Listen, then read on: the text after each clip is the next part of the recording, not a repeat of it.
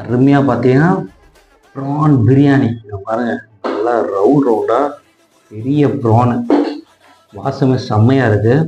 வீட்டில் செம்மையாக டெக்கரேட் பண்ணியிருக்காங்க. அது கூட பார்த்தீங்கன்னா சிக்கன் 65 ரெடியாக இருக்குது. ஸோ இது வந்து நம்ம சாப்பிட்டு பார்த்துடலாம். சாப்பிட்டு பார்த்துட்டு அப்புறம் எப்படி இருக்குன்னு சொல்லலாம்.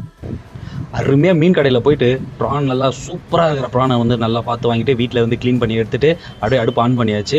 ஸோ அடுப்பு ஆன் பண்ணதுக்கப்புறம் பார்த்தீங்கன்னா பட்டை, கிராம்பு, ஏலக்காய் எல்லாமே போட்டு சும்மா அருமையாக வெங்காயத்தை ஸ்லைஸாக கட் பண்ணி போட்டு நல்லா வதக்கிட்டோம். அதோட 4 பச்சை மிளகா போட்டு வதக்கியாச்சு. கூடவே இஞ்சி பூண்டு பேஸ்ட்டு, அதை கொஞ்சம் அது கூட பார்த்தீங்கன்னா கொஞ்சம் மிளகாத்தூளும் தக்காளியும் போட்டு நல்லா வதக்கியாச்சு. தேவையான அளவுக்கு கொஞ்சம் உப்பு போட்டுக்க வேண்டியது தான். அதுக்கப்புறம் பார்த்திங்கன்னா நல்லா வந்து அருமையாக கெட்டியாக ஒரு தயிரை கொஞ்சம் ஆட் பண்ணிக்க வேண்டியது தான். அதுக்கப்புறம் பார்த்திங்கன்னா கொஞ்சம் நல்லா கொதிக்க விட்டுட்டு தக்க தக்க தக்க தக்க தக்க மின்னுது பாருங்கள் எப்படி இருக்குது. அதோட நம்ம கழுவி வச்ச ப்ரானை வந்து நல்லா மேலே போட்டு உள்ளே போடும்போதே செம்மையாக இருக்குது. இதையே அப்படியே எடுத்து சாப்பிடலாம் போல இருக்கு. ஆனால் அப்படியே சாப்பிட முடியாது. கொஞ்சம் நல்லா நம்ம எதை பிளான் பண்ணமோ அதையே செஞ்சு சாப்பிட்லாம். இப்போ ப்ரான் நல்லா கொதிச்சிருச்சு. ஸோ கிரேவியை பார்த்திங்கன்னா பயங்கரமாக ரெடி ஆகிடுச்சு. பக்கத்தில் அடுப்பில் நம்ம ஆன் பண்ணி வச்சுட்டு அரிசி வந்து அப்படியே நம்ம போட்டுட்டு அதை ரெடி பண்ணிவிட்டு ஸோ அரை பாகத்துக்கு வந்து பார்த்திங்கன்னா நம்ம வந்துருச்சு.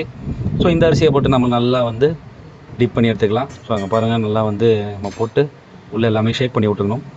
அப்போ தான் வந்து அப்படியே மேலே வந்து கொஞ்சம் கொத்தமல்லி போட்டு பிரியாணி ரெடி. அருமையாக பார்த்தீங்கன்னா ப்ரான் பிரியாணி. பாருங்கள், நல்லா ரவுண்டாக பெரிய ப்ரானு, வாசமே செம்மையாக இருக்குது. வீட்டில் செம்மையாக டெக்கரேட் பண்ணியிருக்காங்க. அது கூட பார்த்தீங்கன்னா சிக்கன் 65 ரெடியாக இருக்குது. ஸோ இது வந்து நம்ம சாப்பிட்டு பார்த்துடலாம். சாப்பிட்டு பார்த்துட்டு அப்புறம் எப்படி இருக்குன்னு சொல்லலாம்.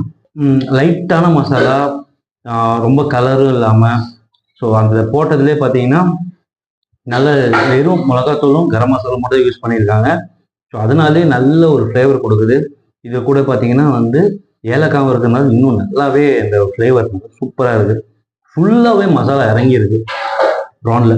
நல்லா இருக்குது, அருமையாக 55 வச்சு சாப்பிடுவோம்.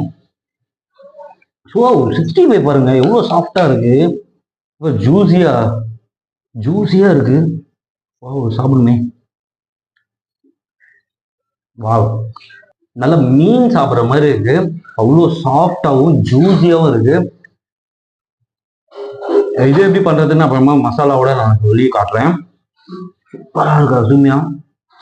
நிறைய செஞ்சிருக்கலாம். இந்த 2 டிஷ்ஷுமே வந்து பார்த்தீங்கன்னா எப்படி பண்ணுறதுன்னு கமெண்ட் பண்ணுங்க. நான் உங்களுக்கு எல்லாமே உங்களுக்கு அப்டேட் பண்ணுறேன். ஸோ அடுத்தடுத்த வீடியோவில் வந்து உங்களுக்கு சப்போர்ட் பண்ணுங்கள். தேங்க்யூ.